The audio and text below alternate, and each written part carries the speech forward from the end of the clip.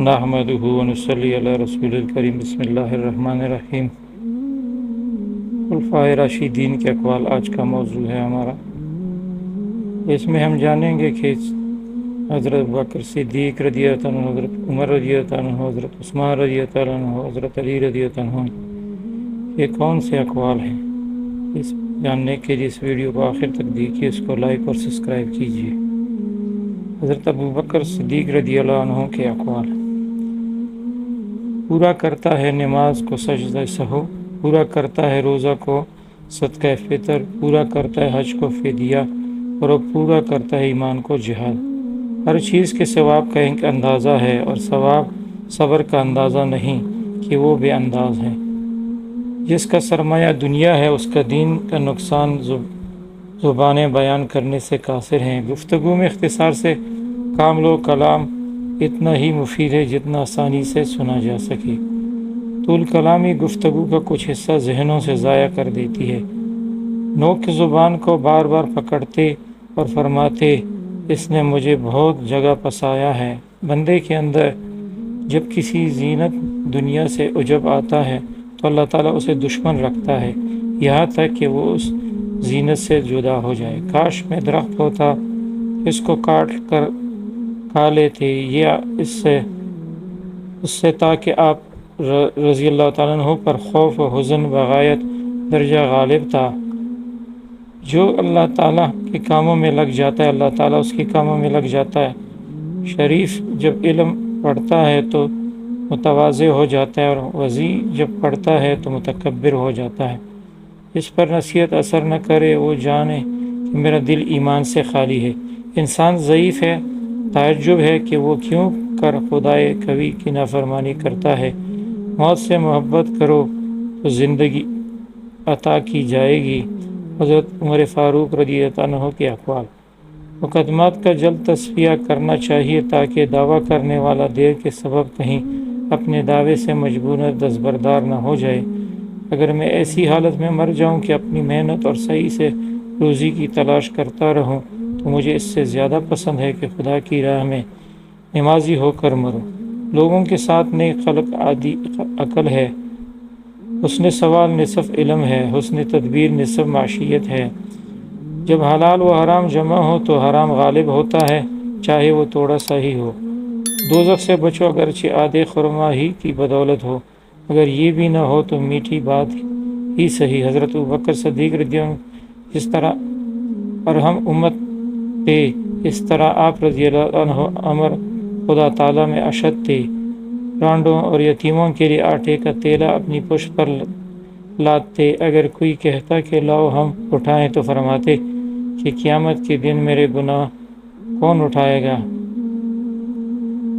حضرت عثمان رضی اللہ عنہ کے اقوال: اے انسان، خدا تعالیٰ نے تجھے اپنے لیے پیدا کیا ہے اور تو دوسروں کا ہونا چاہتا ہے۔ تواضع کی کثرت نفاق کی نشانی ہے اور دعوت کا پیش خیمہ ہے۔ جس نے دنیا کو جس قدر پہچانا اسی قدر اس سے بے رغبت ہوا۔ باوجود نعمت و عافیت کے موجود ہونے کے زیادہ طلبی بھی شکوہ ہے۔ ایک پرہیزگار فقیہ شیطان پر ہزار عابد سے باری ہے۔ زبان کی لغزش پاؤں کی لغزش سے بہت زیادہ خطرناک ہے۔ اگر آنکھیں روشن ہیں تو ہر روز حشر ہے۔ اللہ تعالیٰ کو ہر وقت اپنے ساتھ سمجھنا افضل ترین عبادت ہے۔ حیا کے ساتھ تمام نیکیاں اور بے حیائی کے ساتھ تمام برائیاں وابستہ ہیں۔ حقیر سے حقیر پیشہ اختیار کرنا ہاتھ پھیلانے سے ہزار درجہ بہتر ہے۔ سخاوت پل ہے مال کا، اعمال پل ہے علم کا، خوشنودی اللہ تعالیٰ کا پل ہے، خدا تعالیٰ پل ہے اخلاص کا۔ حضرت علی رضی اللہ عنہ کے اقوال حکمت: ادب بہترین کمالات و خیرات افضل ترین عبادت سے ہے۔ عقل مند اپنے آپ کو پست کر کے بلندی حاصل کرتا ہے، اور نادان اپنے آپ کو بڑھا کر ذلت اٹھاتا ہے۔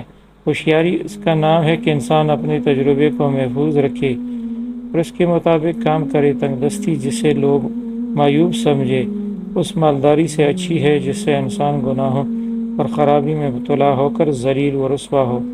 عقل مند اگر خوش رہے تو قدرت الہی میں فکر کرتا ہے، اور جب نگاہ اٹھا کر دیکھتا ہے تو عبرت حاصل کرتا ہے۔ میزان اعمال کو خیرات کے وزن سے باری کر دو۔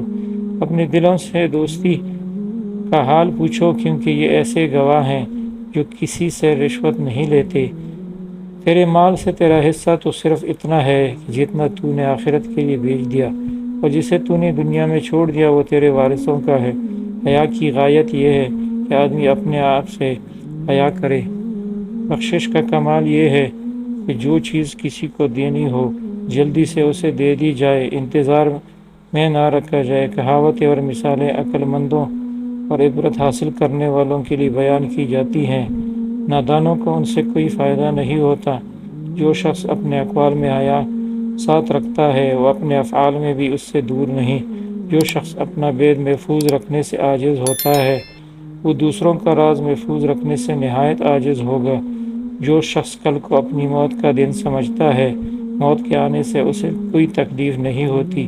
دشمن کے حسن سلوک پر بھروسہ مت کر، کیونکہ پانی کو آگ سے جتنا بھی گرم کیا جائے پھر بھی اسے بجھانے کو کافی ہے۔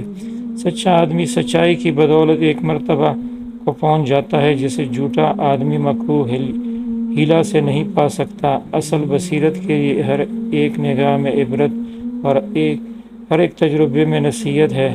سب سے بلیغ و مؤثر واعظ یہ ہے کہ انسان قبرستان دیکھ کر اسے عبرت حاصل کرے۔ رحمت کے مستحق یہ 3 اشخاص ہیں: عالم جس پر جاہل کا حکم چلے، وہ شریف جس پر کمینہ حاکم ہو، وہ نیکوکار جس پر کوئی بدکار مسلط ہو۔ شریف عالم تواضع اختیار کرتا ہے اور جب کمینہ با علم ہو جائے تو بڑائی کرنے لگتا ہے۔